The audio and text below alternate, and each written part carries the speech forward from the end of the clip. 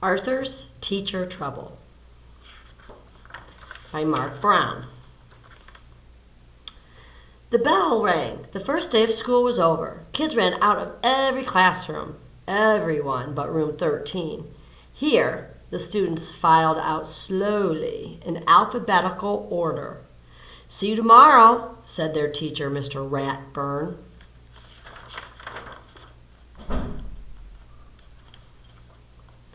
"I can't believe he gave us homework the first day," said Arthur. "I had the rat last year," said Prunella. "Boy, do I feel sorry for you." "Make one wrong move," warned Binky Barnes, "and he puts you on death row." "He's really a vampire with magical powers," said Chris.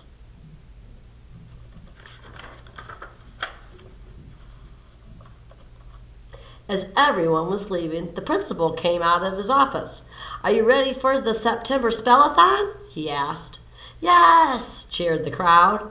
"Who's going to win this year?" asked the principal. "Me," everyone shouted. "If I win again this year, do I get my name on the trophy twice?" asked Prunella. "Not if I can help it," whispered Francine.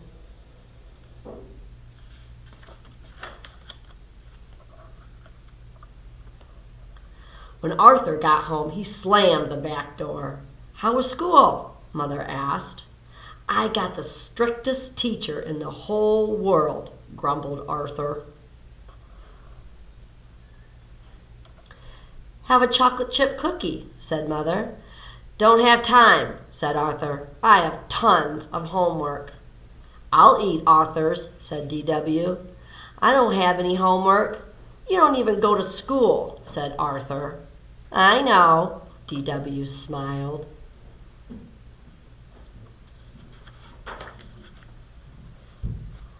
After dinner, Arthur was still doing homework. "What's that?" asked D.W. "It's a map of Africa," said Arthur. "Looks like a pepperoni pizza," said D.W. "Next year, when I'm in kindergarten, I won't have any homework. Miss Meeker never gives it."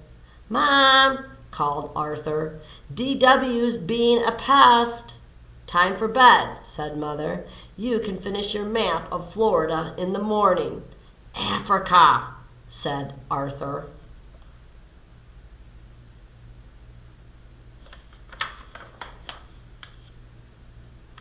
The next day, Mr. Ratburn announced a spelling test for Friday. "I want you to study very hard," he said. "The test will have 100 words."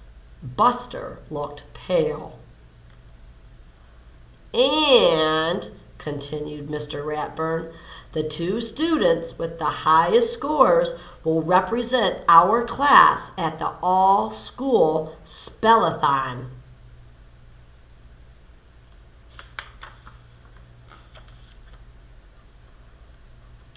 That week, everyone in Arthur's class studied harder than ever.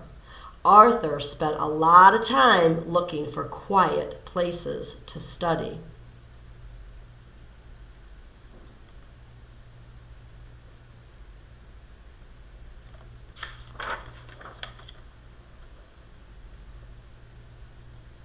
Suddenly, it was Friday and time for the test.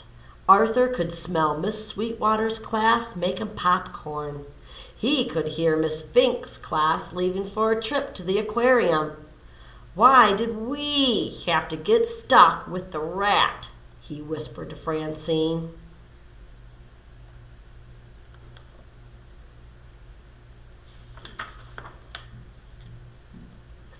Mr. Ratburn corrected their papers during lunch. "Class," he said, "most of you did very well on the test, but only 2 of you spelled every word correctly."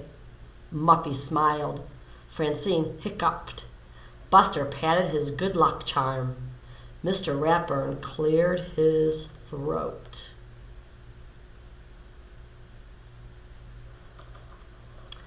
"Our class representatives for the Spellathon will be the brain and Arthur.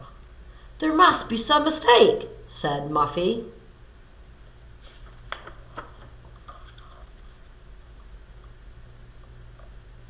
Mr. Ratburn gave Arthur and Brian each a special list of words. Just study these and you'll be ready for the spellathon in 2 weeks, he said. Arthur's family helped him study. Grandma asked Arthur his spelling words. How about your CHORES? Father asked. Have you made your BED? Mother added. DW helped too. When Francine and Buster came over, DW answered the phone. Arthur can't play, but I can, she says. I don't have to study.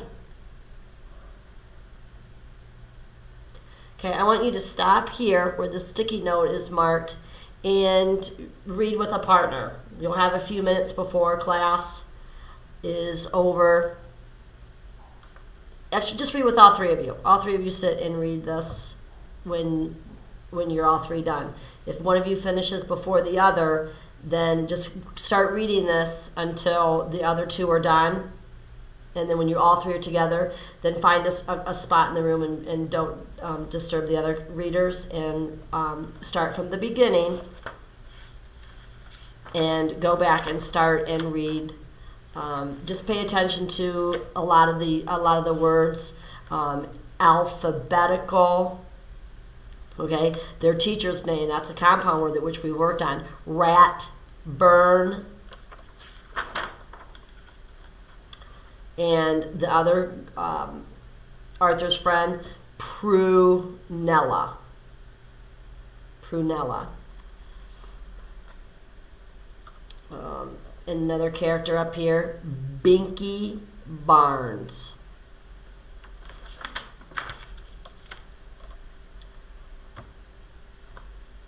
Spellathon.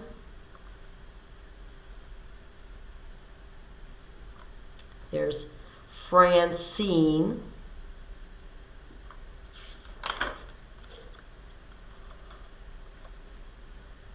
This is I got the strictest teacher. Grumbled.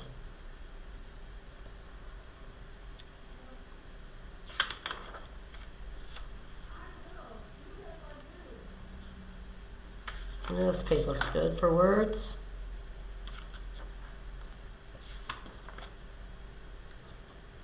Okay, when you're done and everybody's ready, then I'd like you to read with a partner or read with your group. Okay? Good job, my friends.